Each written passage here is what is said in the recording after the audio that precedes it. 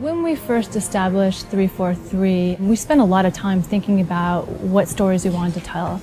Bounding the universe, what's the first story we wanted to tell, what's the last story we wanted to tell within a timeline. The story that 343 was most excited about was Master Chief. It's the 10th anniversary of Halo. We're like, okay, we kind of have to do this at this point. It just makes a ton of sense. We are announcing at E3 this year Halo Combat Evolved Anniversary.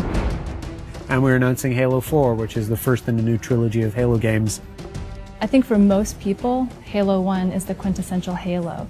Not only did Bungie nail the controls for an FPS on a console, but they also told story in the most compelling way that it's ever been told in an FPS at that time. A couple of years ago, when we first started building the recipe for what would go into it, we had to put in a huge amount of thought into do we split up the multiplayer from the single player?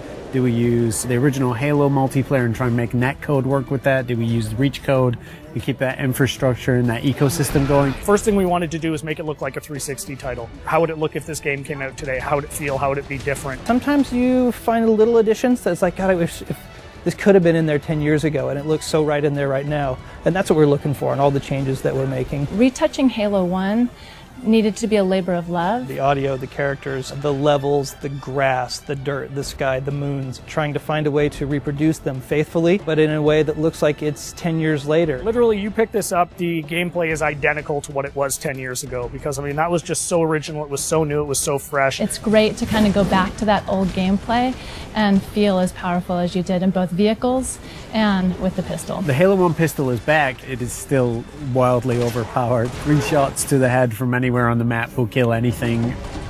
It's all in there. If you love flying into the beach on Silent Cartographer and starting in that first big fight, that's in there. It's looking like 2011. Co-op play was probably one of my favorite features 10 years ago. We have co-op play over live. Anniversary will have stuff hidden in it. It's going to have stuff hidden in it that you know about, like terminals, and you're just going to have to find them yourself. I'm also excited about the stories we're telling in the terminals, and then having achievements. That's long overdue. Being able to switch back to the classic on the fly is just going to be kind of a magical experience. You hit a button at any point in the campaign, you flop back, and that's how the game looked 10 years ago.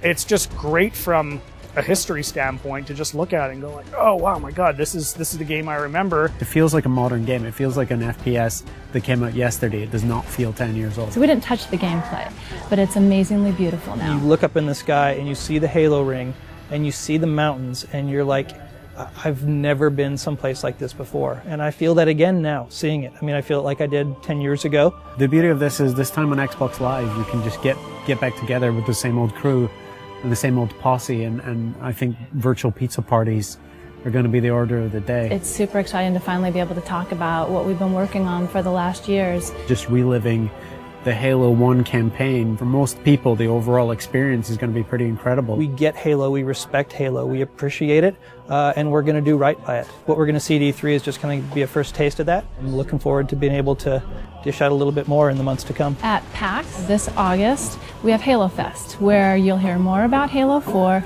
and you get hands-on play with Halo Anniversary, both campaign and multiplayer. That's going to be a blast and a hell of a way to finish the summer.